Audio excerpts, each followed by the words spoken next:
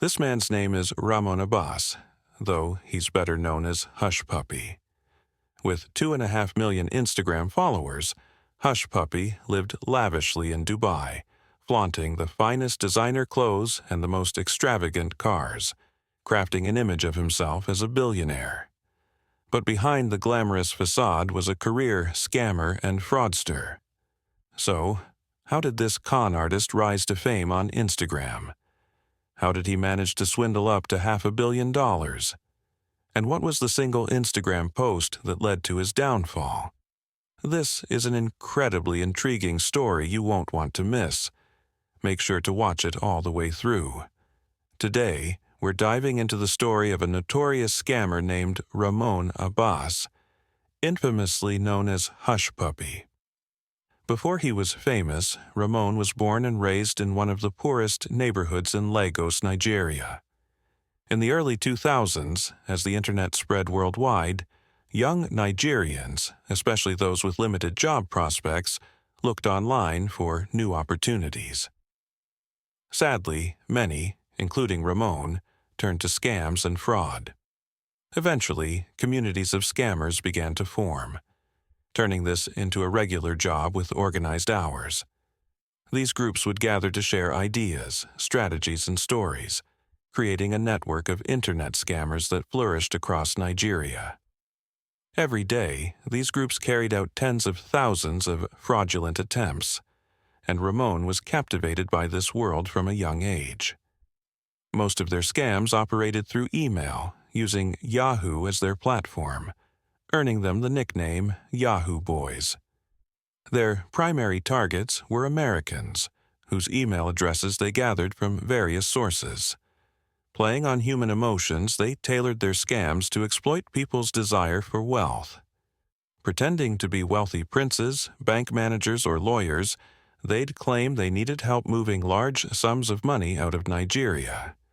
The lure of quick, easy riches enticed many victims to respond, asking what they needed to do to claim their fortune.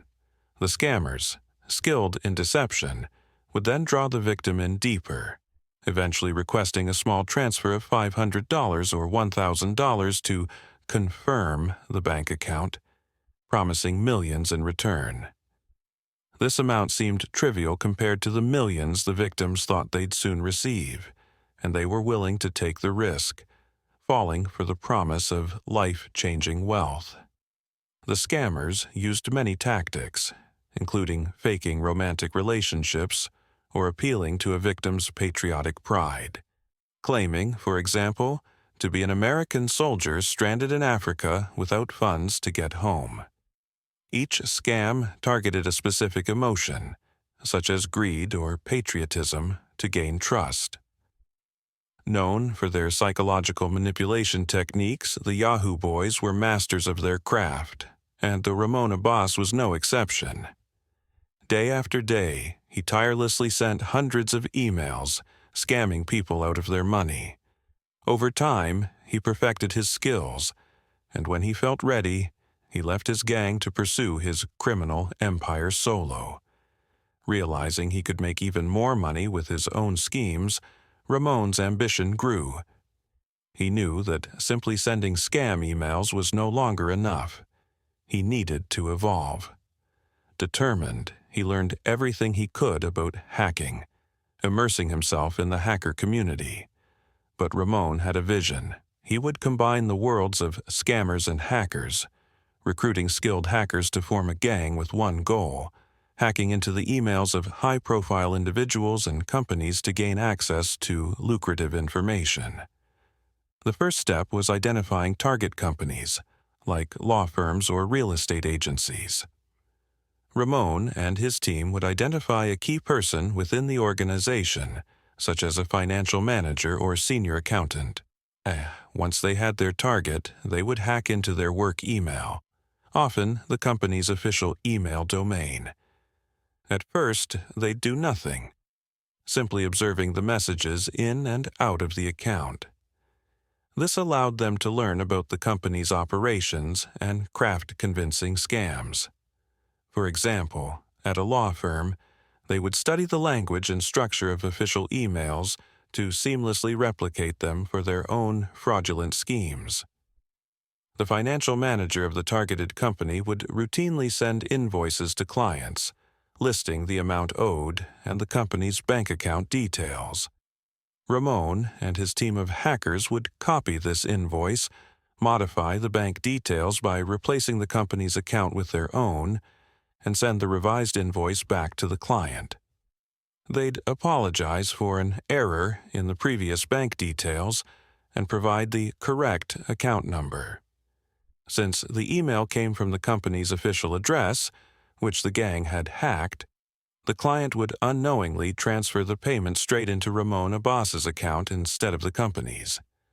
After sending the email with the altered invoice, the gang would delete it entirely from the company's inbox to erase any trace of their actions. With the financial manager unaware of the fraud, Ramon and his team could repeat this process multiple times with the same company, accumulating a significant fortune. But Ramon knew it was only a matter of time before his operation was exposed. Although he and his gang were skilled at hacking emails and manipulating invoices, they faced constant setbacks from Nigeria's unreliable internet.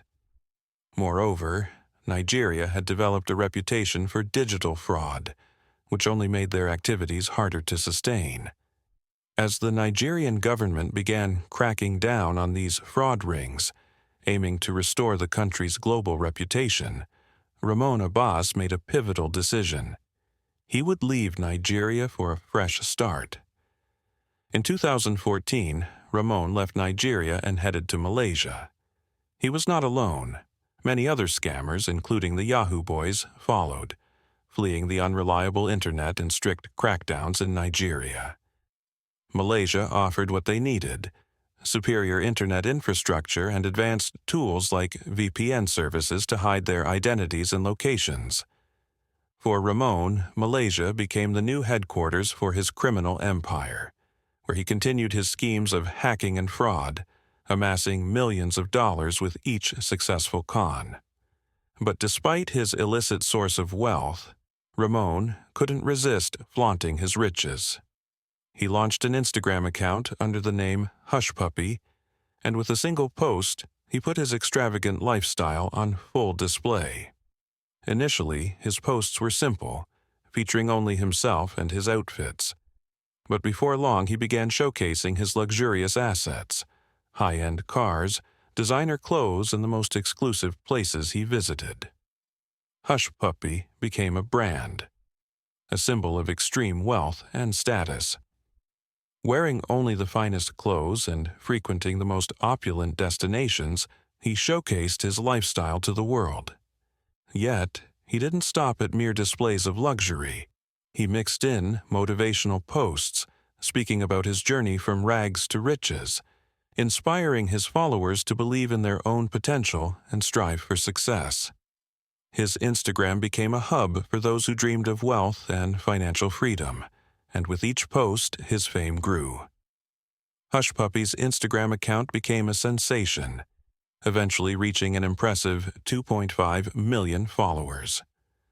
Presenting himself as a successful real estate investor, he cultivated relationships with wealthy and influential people. Among them was Mamfa, a well-known Nigerian figure reputed for both legitimate and dubious business dealings. Living in Dubai, Mamfa persuaded Hushpuppi to relocate there, promising that Dubai's luxurious environment would offer better connections and greater opportunities to grow his wealth. In 2016, eager for new opportunities, Hushpuppi made the move to Dubai to explore all the city had to offer. After arriving in Dubai, Ramon Abbas, better known as Hushpuppi, discovered a whole new level of luxury and indulgence. The city had everything he could ever dream of, and Hushpuppi wasted no time in flaunting his newfound wealth.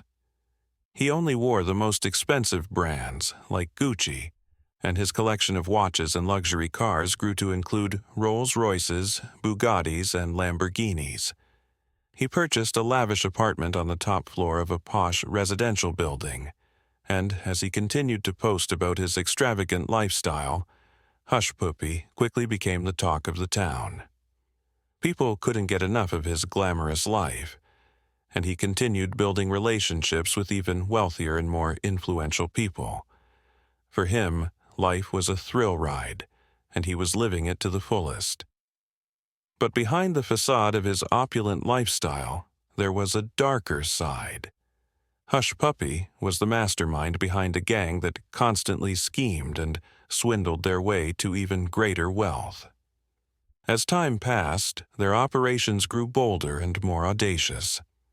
At one point, they even targeted a well-known English football club in the Premier League, aiming to steal a staggering $124 million. They came frighteningly close to succeeding. They had hacked into the club's financial emails, but British banks foiled the plan by refusing to transfer the funds to the gang's account in Mexico. Though this scheme failed, the gang continued to rake in millions. In fact, they managed to steal $13 million in one hit by targeting an American bank. With his ill-gotten gains, Hushpuppi lived a life of extreme luxury. His wealth ballooned to an astounding $500 million. He strutted through the streets draped in clothes, watches, shoes, and jewelry worth up to $300,000. In Dubai, a land of the ultra-wealthy, he likely spent more than anyone else. Brands vied for his attention, inviting him to exclusive parties and showering him with gifts as a token of appreciation for his extravagant purchases. One particular Instagram post showed just how far his flaunting had gone. Hushpuppi posted a picture of himself surrounded by Fendi shopping bags, each containing items worth hundreds of thousands of dollars. This was essentially free advertising for the brand.